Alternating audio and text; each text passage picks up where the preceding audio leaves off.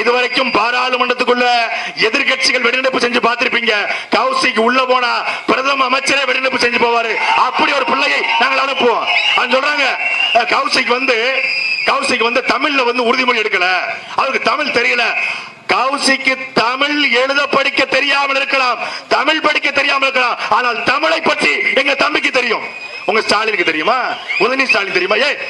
இன்னைக்கு தமிழ்நாட்டில் இருக்கிற ஒரு பிள்ளை தமிழ் எழுத படிக்க தெரியவில்லை என்றால் அதுக்கு வெக்கப்பட வேண்டியது ஸ்டாலின் தான். வெக்கப்படணும், நீ தான் வெக்கப்படணும். 70 வருஷமாக தமிழ்நாட்டை ஆண்ட நீங்கள், தமிழ் வாழ்க தமிழ் வழிக என்று ஆண்ட நீங்கள், உங்களுடைய பள்ளிக்கூடங்கள்ல தமிழ் இருக்கா? உங்கள் மகள் செந்தாமரை நடத்தக்கூடிய சன்ஷைன் பள்ளிக்கூடம் சென்னையில, அங்க தமிழ்ல பேசினா தண்டம், அபராதம். அங்க அம்மான்னு சொன்னா ஃபைன், மம்மின்னு சொல்லணும். அங்க அப்பான்னு சொன்னா ஃபைன், டாடின்னு சொல்லணும். அடிச்சான்னு சொல்லக்கூடாது. he is hitting me mummy அப்படி சொல்லணும். அடிச்சான்னு சொல்லக்கூடாது. போட்டா 100 ரூபாய் ஃபைன். தமிழில் பேசினால் அபராதம் போடுகிற பள்ளிக்கூடத்தை நடத்தக்கூடிய ஸ்டாலினும் அவருடைய குடும்பமும் எங்களுக்கு தமிழ் தெரியவில்லை என்று சொல்றதுக்கு வெக்கமா இல்ல? உங்களுக்கு வெக்கமா இல்ல? தமிழ்ல தலைவர், வாழும் வள்ளுவர், நடமாடும் நவ என்று கருணாநிதியை பேசுனீங்களே.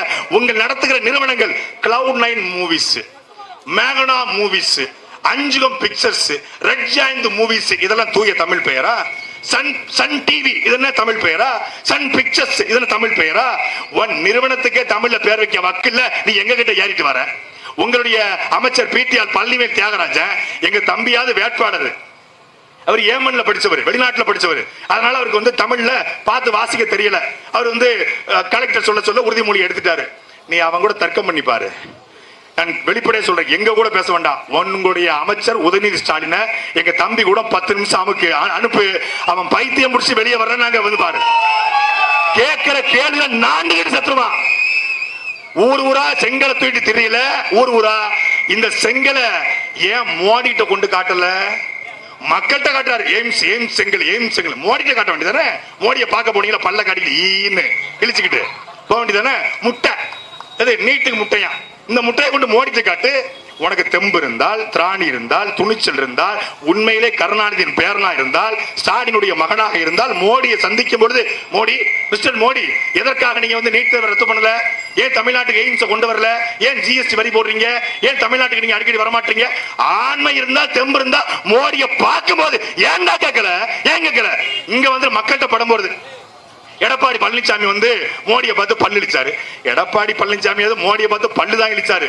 ஆனா மோடி வர்றாருன்னு சொல்லி கருப்பு கொடைக்கு பதிலாக வெள்ளை கொடையை பிடிச்ச வெக்கம் கேட்டவங்களா நீங்க பேசலாமாடா? அது கருப்பு கொடை பிடிக்கல, வெள்ளை கொடை, கொடைய வெள்ளையா பிடிச்ச கூட்டம் இந்த கேடுகட்ட திமுக கூட்டம். இன்றைக்குரிய மக்களே, இந்த திராவிடம் என்கிற இந்த சொல்லாடலை தமிழ்நாட்டிலிருந்து ஒழிக்காத வரை தமிழ்நாட்டுக்கு விடியல் கிடையாது. நம்முடைய ஐயா முத்துராமலிங்க தேவர் சொன்னதான் மீண்டும் ஆரியமும் திராவிடமும் கைகோர்த்து நிற்கின்றாங்க. இன்னைக்கு பாஜகவும் திமுகவும் கைகோர்த்து நிற்கிறது. கைகோர்த்து நிற்கிற பாஜகவையும் திமுகவையும் கருவறுக்க உங்களுடைய மகன் அண்ணன் செந்தமிழன் சீமான் அவர்கள் வந்திருக்கிறார்.